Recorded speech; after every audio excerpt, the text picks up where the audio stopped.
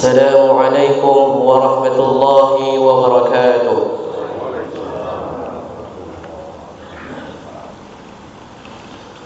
الحمد لله رب العالمين، والصلاة والسلام على أشرف الأنبياء والمرسلين وعلى آله رسول الله أجمعين. أما بعد.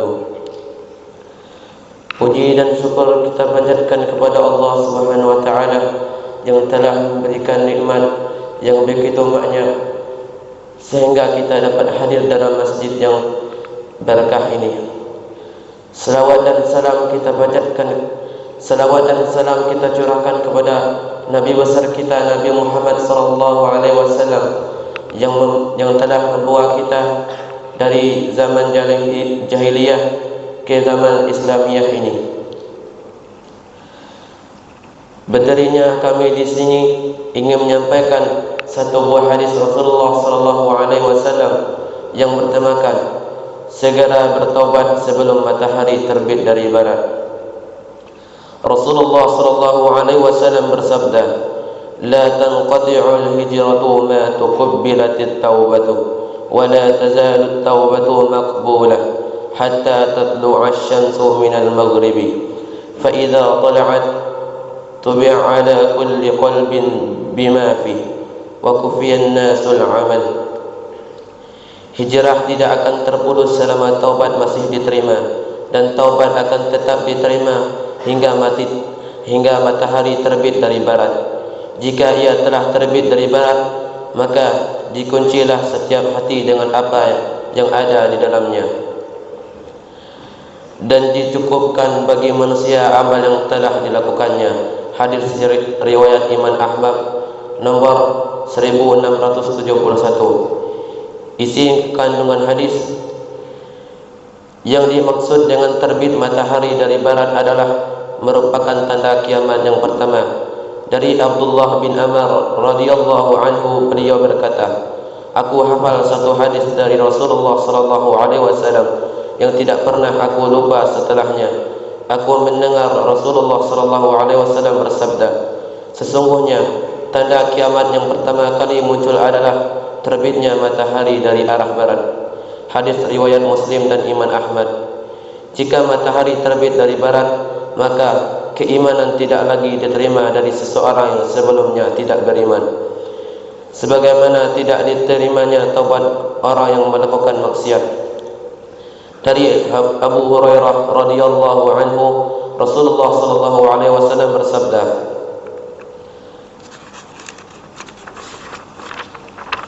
"Tidak akan terjadi kiamat sehingga matahari terbit dari sebelah barat.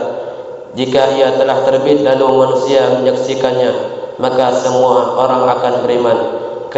Ketika itu tidaklah bermanfaat lagi iman seseorang yang belum beriman sebelumnya itu, atau dia belum mengusahakan kebaikan dalam masa imannya."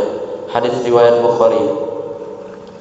Kasih sayang dan ampunan Allah Subhanahu wa taala terhadap hamba-Nya sangat besar. Pintu taubat selalu dibuka bagi hamba-Nya yang ingin menyucikan diri dengan mengharap ampunan-Nya. Namun ada waktu di mana pintu taubat itu ditutup. Ada saat di mana ampunan sudah tidak diberikan.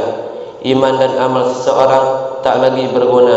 Saat itu manusia benar-benar dalam kerugian yang besar, yaitu ketika matahari terbit dari arah barat.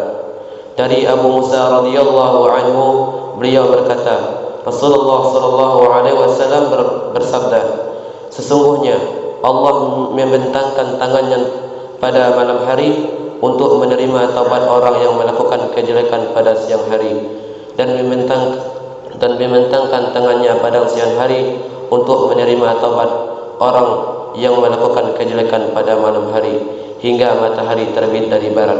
Hadis riwayat Muslim. Ayat Al-Quran yang berkaitan dengan hadis, Allah Subhanahu wa taala berfirman, "Yang mereka nantikan hanyalah kedatangan malaikat kepada mereka, atau kedatangan Tuhanmu, atau sebagian tanda-tanda dari Tuhanmu. Pada hari datangnya sebagian tanda-tanda Tuhanmu, tidak berguna lagi iman seseorang yang belum beriman sebelum itu. atau belum berusaha berbuat kebajikan dengan imannya itu. Quran Surat Al-An'am Surat ke-6 ayat 158.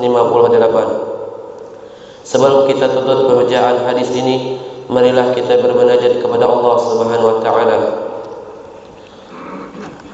A'udzu billahi minasyaitonir rajim. Bismillahirrahmanirrahim. Alhamdulillahi rabbil alamin. Hamdan yuwafi ni'amahu wa yukafi mazidah. Ya Rabbana lakal hamdu wa lakal syukru kama yanbaghi li jalali wajhika wa 'azimi sultanik.